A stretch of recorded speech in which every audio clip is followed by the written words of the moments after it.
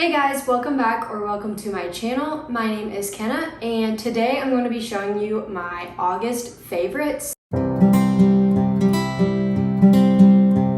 I know I say this every single month, but it's really crazy to me that August is already over. I start back in my college classes this week and that's all I can say about that. I am looking forward to finishing out my college career, but I am not really excited to be going back. I'm just excited to finish it out. So anyway, today I have two products picked out for you and the rest are plants. There's been a lot of plants stand out to me in the month of August, and I've had a lot of exciting new plants and new things happening with my plants. So let's just get right into it.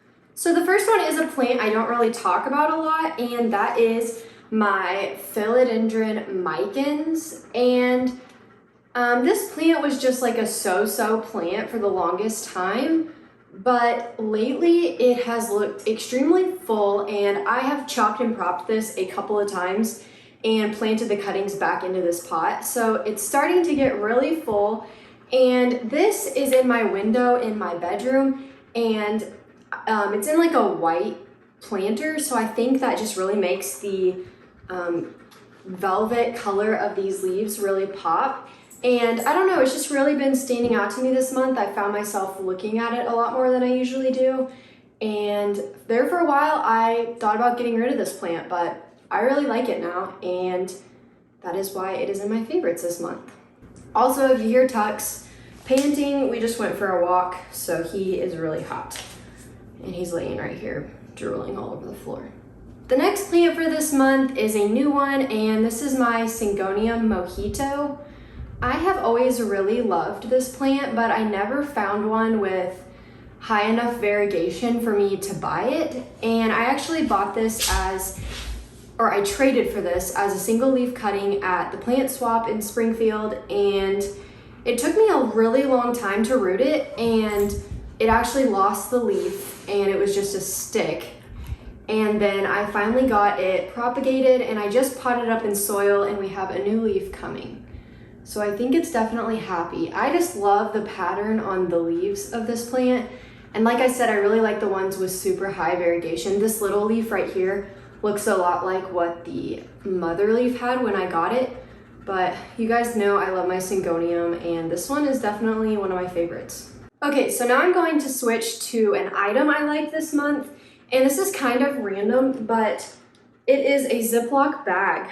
Lately, oh my gosh, I need to clean this out, but the past couple months, I've had a couple plants struggle, and so I saw on Becca's channel, I'll have her channel linked, but she does this a lot with plants that are struggling.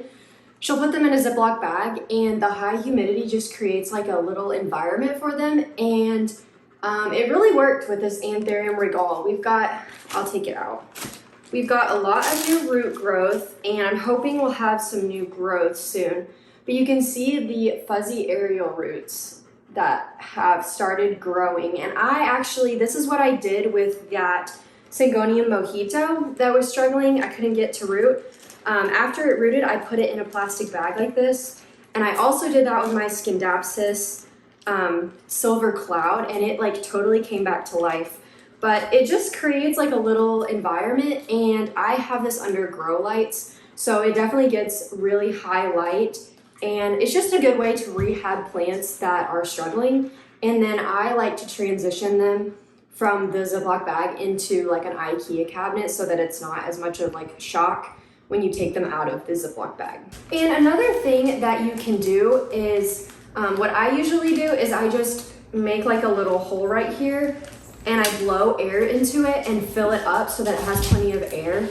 And that is how I keep the leaves from like touching the side of the bag, because sometimes if it's a very like sensitive plant or like the leaves are really thin, sometimes they'll melt against the bag. So you definitely want to make sure there's enough air in the bag for your plant. But honestly, like I haven't had to water this hardly at all since I put it in here. So like I said, it really is like its own little environment, and I think it's coming back to life. So we will see. I will keep you guys updated on this one. The next product I have for you guys is my Hoya trellis. And I've just really been loving these lately, and actually this is kind of a sneak peek to a video that will be coming out soon. At least I don't think it's come out yet, but I made a video on how I make my Hoya trellises, and this isn't exactly the one I made on the video, but this is a similar idea. And I just love these circle trellises for my Hoya.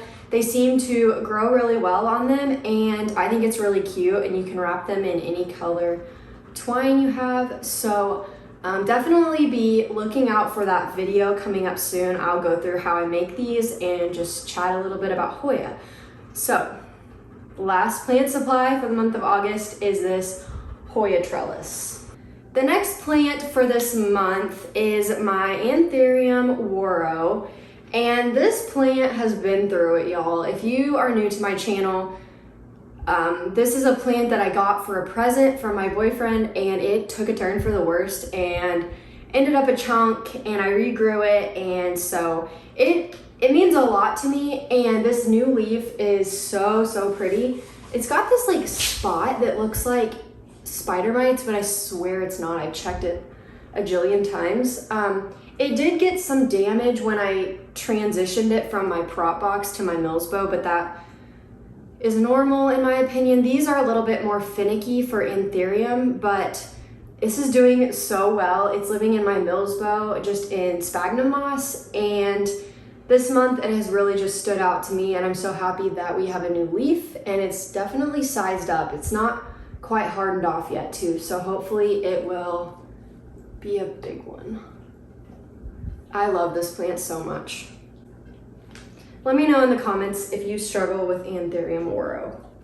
Okay, the next one is really exciting, and I was hoping that I could film this a couple days from now, but I needed to get it filmed, so you guys, I'll post it on my Instagram. But this is my Hoya callistophylla, and the reason why it is my August favorite is because of this right here. You guys, I've never had a Hoya bloom, and I have a lot of Hoya. Like, I have a whole cabinet dedicated to them, but I've never had one bloom for me, and this one is definitely going to do it. It's probably a couple days from like completely opening up, but it still looks really cool, and I have been literally looking at this plant every single day in the month of August because this peduncle has been on here the whole month. So the first thing I do in the morning is I go to my Hoya cabinet and I look at this plant to just see the changes of the Hoya bloom, and I'm so excited, and it's gonna be so pretty. I already know what they look like, but it's gonna be so much better in person. This is the highlight. This is a highlight of my month. Also, let me know if you've ever had a Hoya callistophylla bloom and what the bloom smells like. Tuck's got a new toy, and it's the cutest thing ever. It's a little gnome for fall. But anyway, let me know what the Hoya callistophylla bloom smells like. Okay, the last plant for this month is also a new one, and this is a Philodendron ring of fire. And I have been actively searching out this plant for months. I am really picky on the exact plant with this one. I wanted one with a lot of variegation and like white segments like this, and I had a couple people want to trade me cuttings of theirs, and they weren't this one. And then my local nursery put these on sale, and of course I had to go get one. Well, my friend Allie actually picked this up for me.